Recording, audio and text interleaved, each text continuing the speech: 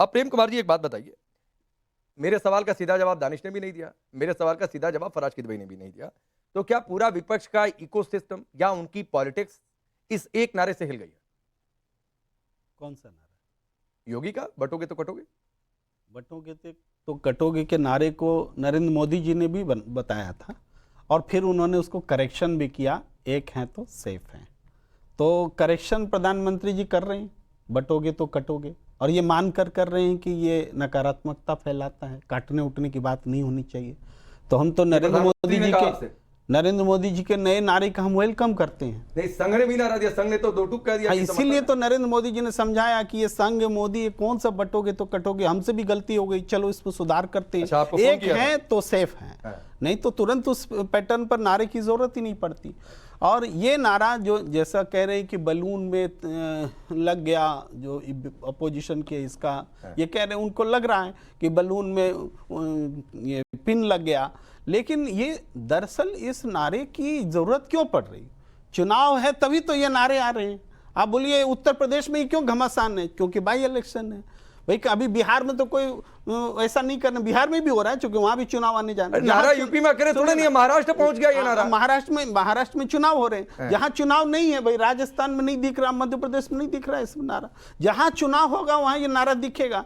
और दूसरी बात है कि वो बात सही है कि AIMIM हो, असदुद्दीन ओवैसी हो, या कट्टरपंथ इस पक्ष का उस पक्ष का जो उसके साथ होते हैं, वो दोनों एक दूसरे को कैटर करते हैं और कितना खुश। और दूसरी बात यह हमें थोड़ा मीडिया पर भी बोलना जरूरी होता है पांडे जी, आप अपने ऊपर नहीं लीजिएगा, ओवरऑल बोलता हूं। जैसे जो बयान चला, खून खौल जाता है सुन करके भाई कि हिंदुओं की बहन को ये बना दिया, मल्लिकाए हिंदुस्तान बना दिया वगैरह वगैरह, खून खौलता है। लेकिन क्या इसको बीप लगा के नहीं दिखाया जाना चाहिए? क्या ये भड़काने वाला नहीं है? ये होना चाहिए। नहीं, ये बात सही है, आपने मान लिया ना कि भड़काने वाला है। बिल्कुल। तो आपने MIM से पूछा, दानिश से पूछा, ओवैसी से कभी पूछा कि इस तरीके का नारा क्यों दिया? मैं तो बजाय इसके कि सबको ज्ञान आप दे रहे हैं, लेकिन कभी पूरे विपक्षी इकोसिस्टम से आपने पूछा? मैं तो दोनों को बोल रहा हूं, और कैसे बोलूं, किस मुंह से बोलूं? दोनों कट्टरपंथी एक दूसरे को कैटर कर रहे हैं, भड़काऊ बयान देते हैं, एक कुछ बोलता है दूसरा कुछ बोलता है, मजे लेता है। भले आज बोल दिया ये, मैं अवधेश जी के पास जा रहा था, लेकिन दानिश आप लोग मजे ले रहे हैं। नहीं, दानिश क्यों भाई? भंडारी जी मजे नहीं ले रहे क्या? बोल रहे 532 साल से राम मंदिर जो दानिश को आपने पिन पॉइंट का एक रिप्लाई ले लीजिए, फिर मैं अवधेश जी के पास जा रहा हूं। दानिश बोलिए। दानिश, प्रदीप भंडारी जी फैक्चुअली थोड़ा सा करेक्ट हो जाइए। राम मंदिर में मूर्ति कब अवतरित हुई थी? 532 साल पहले। क्या 532 साल से क्या मूर्ति बिना छत की थी? थोड़ा करेक्शन तो बोलिए। ठीक है, चलिए दानिश 30 सेकंड। मैं तो आपसे ये पूछ रहा हूं कि आप कांग्रेस के पक्ष रखने वाले मानते हैं, जहां तक मैं जानता हूं। शायद क्यों जानते हैं ऐसा? पर्सनल टिप्पणी जो है, क्यों जानते हैं इस रूप में कि कांग्रेस का? मैं तो समाजवादी पार्टी का पक्ष रखता हूं। अब मैं आपको मैं तो पूरे अपोजिशन का पक्ष रखता हूं। भारतीय जनता पार्टी का जन्म, अब आप सुन तो लीजिए, प्रेम साहब सुन लीजिए। भारतीय जनता पार्टी का जन्म जुम्मा 8 दिन हुआ। 1980 के दशक के बाद भारतीय जनता पार्टी अस्तित्व में आई। उससे पहले सन 47 से लेकर 80 तक जितने भी दंगे हुए, चाहे मलियाना हो, चाहे भागलपुर हो, चाहे अलीगढ़ हो, चाहे ईदगांव के दिन दानिश, आपकी पार्टी के इतिहास और ओरिजिन पर जाऊंगा ना तो जवाब नहीं दे पाएंगे, ये यकीन मान लीजिए आप। कि आपकी पार्टी की शुरुआत कहां से हुई, क्या इसका इतिहास है, कौन कहां चला गया, तो वहां पर जाऊंगा तो नहीं हो पाएगा हिसाब किताब। ऐसा थोड़ी नहीं कि 47 के बाद हिंदुस्तान में कोई पार्टी नहीं बन सकती है।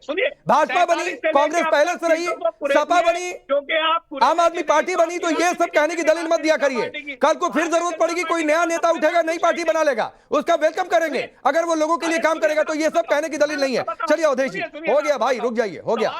इस देश में अच्छा हिंदू महासभा से आपने कभी सवाल पूछा कि जिन्ना के साथ में आपने सत्ता चलाई थी तो क्या हुआ? चलिए रुक जाइए, पूछा जाएगा। अपने सवाल का जवाब देंगे नहीं और मुझे ज्ञान देंगे किससे क्या सवाल पूछा। अवधेश जी अब रुकिए, दानिश प्लीज दानिश रुकिए। देखिए, पहले तो मुझे इस बात का बेहद अफसोस होता है, मुझे गुस्सा भी आता है कि हम सब लोग एक डिबेट में बैठते हैं, कोई विषय आए उस पर बात किया जाए, पॉलिटिकल पार्टी अपना पक्ष रखें। अखिलेश जी को मान लीजिए उनका अपना एक पक्ष उन्होंने रखा, लेकिन वो पक्ष ऐसा नहीं है कि किसी भी को गाली दे रहा हो।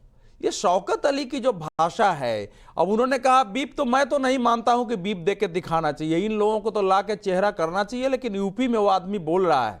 अगर अभी तक उस पर कानूनी कार्रवाई नहीं होगी तो यूपी सरकार पर यह प्रश्न चिन्ह है कि ये एक आदमी खड़ा होकर हिंदुओं को गाली दे रहा है, उसकी माताओं बहनों को गाली दे रहा है और इस ढंग से नहीं, मैं एक चीज कर दूं, ये बयान 2 साल पुराना था और तब एफआईआर चाहे 4 साल पुराना नहीं, एफआईआर दर्ज हुई थी। हाँ तो हुई थी, तो इस पर कार्रवाई साधारण बात है, भड़काने वाला बयान है, कितने समय का भी बयान हो ये, अगर उस पर मोटा मोटी एक छोटा मोटा एफआईआर दर्ज हो जाए, होना चाहिए। पॉलिटिकल डिबेट अलग विषय होती है, लेकिन इस प्रकार से भाषा देके किसी ने हिंदू ने मुसलमान से शादी किया, मुसलमान हिंदू से शादी किया, हम पूरी कम्युनिटी के बारे में जाकर बात करते हैं, तो ये सामान्य घटना थोड़े, भारत में आग लग जाएगी इससे।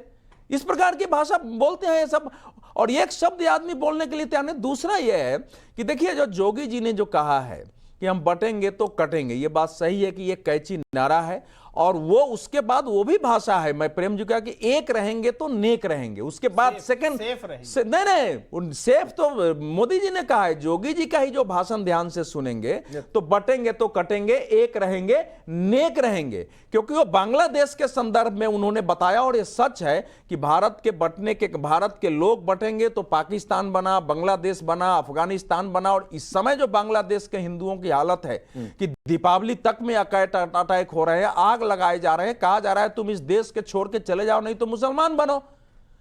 पाकिस्तान में हिंदुओं की और सिखों की क्या दशा हो गई, अफगानिस्तान में ढूंढने से लोग नहीं मिलते हैं।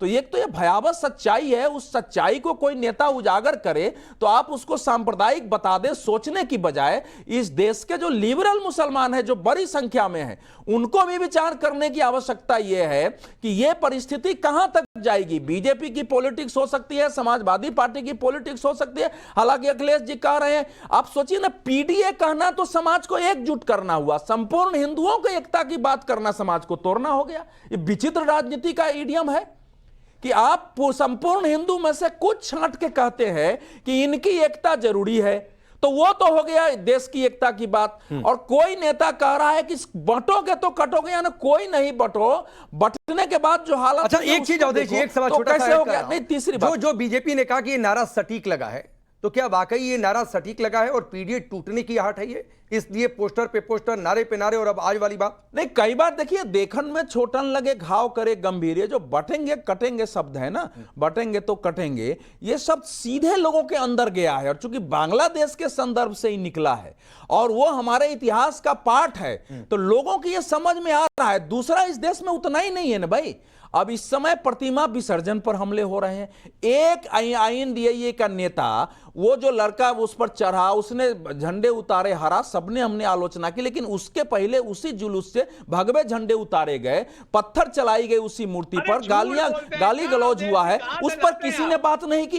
अगर वो उतारने गया तो आप पुलिस को नहीं दे सकते, आप उसको गोली मार देंगे। कोई एक आदमी आलोचना करने के लिए किसी INDIA के नेता तैयार नहीं हुए कि हम दोनों तरफ की आलोचना करें। तो ये जो परिस्थिति बन रही है, उसमें तो योगी जी का जो वक्तव्य है वो पूरे देश में जा रहा है, लोगों के अंदर अपील कर रहा है। अब मैं उसका चुनावी पहलू नहीं बोल सकता हूं क्या परिणाम आएगा, लेकिन लोगों के अंदर भाव पैदा हो रहा है कि इस समय देश में दूसरे पक्ष में कट्टरपंथ बढ़ा है, विपक्ष की पार्टियां वोट के लिए उस कट्टरपंथ को बढ़ावा दे रही है, हमारे धर्म यात्राओं पर अटैक हो रहे हैं। अब कोई माना जा रहा है, नजीबुल्ला जो है लेबनान में 10-10 हजार लोग कह रहे हैं। ठीक है, मैं आगे बढ़ रहा हूं।